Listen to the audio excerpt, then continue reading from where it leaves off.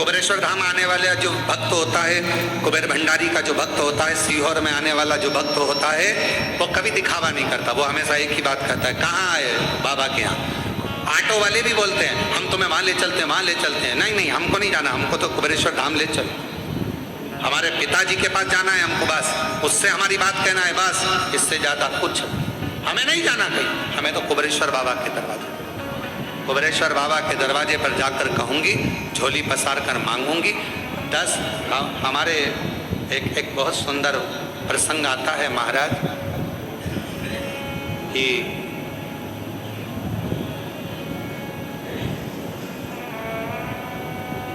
मांगो उसी से जो दे दे खुशी से।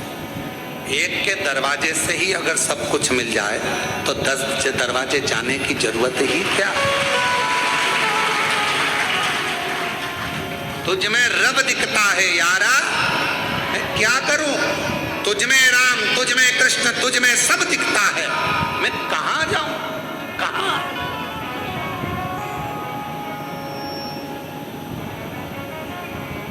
महाराष्ट्र में ओंडा नागनाथ गुरु नानक देव जी महाराज जा रहे हैं। नामदेव जी महाराज साथ में अंदर भजन करने लगे। नामदेव जी महाराज तो पुजारियों ने, पंडितों ने उनको उठाकर बाहर मंदिर के पीछे छोड़ दिया। मंदिर के अंदर ये कीर्तन नहीं करना है, चलो छोड़ दिया। नामदेव जी की आंख में आंसू आ गए कि शिवजी तो सबके हैं, भजन करने में, कीर्तन करने में क्या दिक्कत है।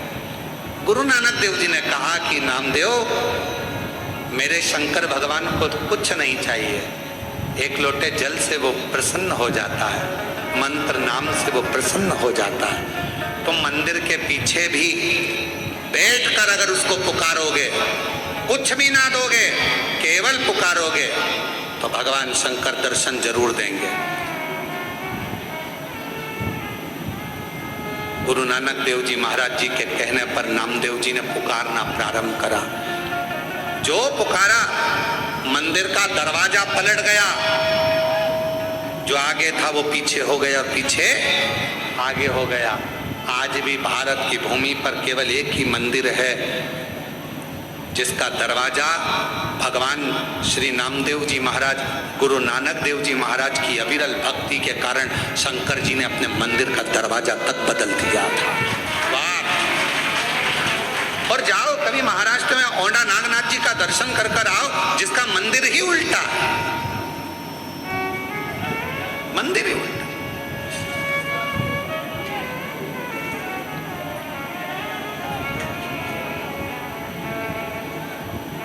क्या दिया? कुछ नहीं। क्या प्रदान करा? कुछ नहीं। भगवान शंकर क्या लेते हैं तुमसे? कुछ नहीं। केवल विश्वास, भरोसा, अगर दड़ी है तो मैं मिलूंगा। बस तू अहंकार का त्याग करना, अपने भीतर अभिमतता लेकर मेरे पास मत आना कि मैं इतना मेरे पास सत्ता है, इतना मेरे पास वैभव है, इतना मेरे पास में दौलत है, मैं इस कुर्सी का अधिपति हूँ, मैं इस पद पर हूँ। कुबेरेश्वर बाबा के धाम पर तुम्हारी अभिमतता से परे होकर आना, फिर उससे मिलना। वो जो देगा आप इतना आनंद से स्वीकार करते जाओगे कि पीछे पलट कर देखने की जरूरत नहीं।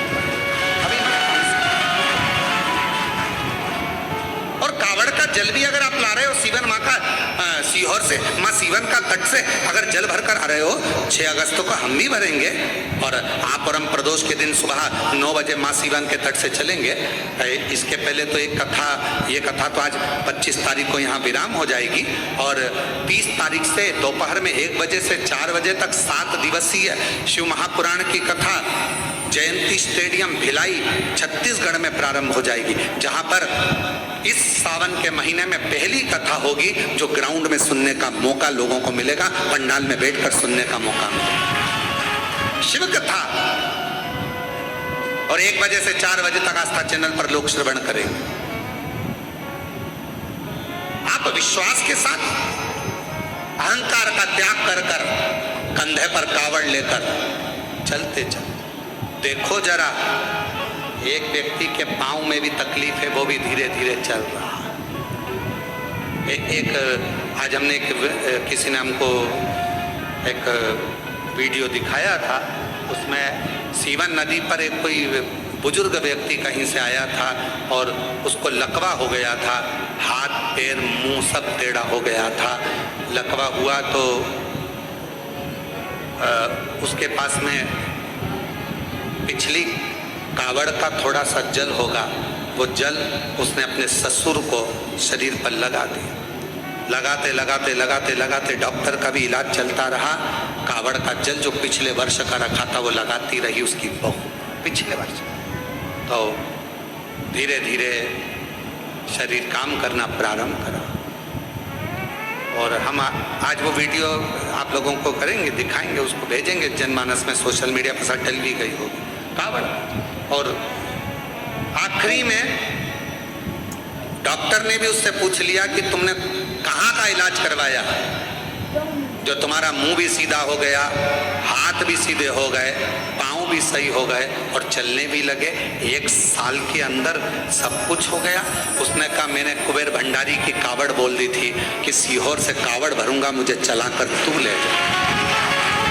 अगर वो बुजुर्ग व्यक्ति यहाँ कावड़ लेकर आज ही आया है शायद, अगर वो कावड़ लेकर कहीं पर बैठे हों और वो जो आए हों जिसको लकवा लग गया था और उसका एड्रेस का हमको स्मरण नहीं आ रहा, तो पैदल चलकर आया बाबा की कावड़। उसने कह दिया था अगर मेरा शरीर ठीक हो गया तेरे दरवाजे पर कावड़ लेकर पैदल आऊं। 11 किलोमीटर चलकर आया, वो बूढ़ा गया। और महादेव नमन चरणों में स्वीकार कीजिए, सबका किया है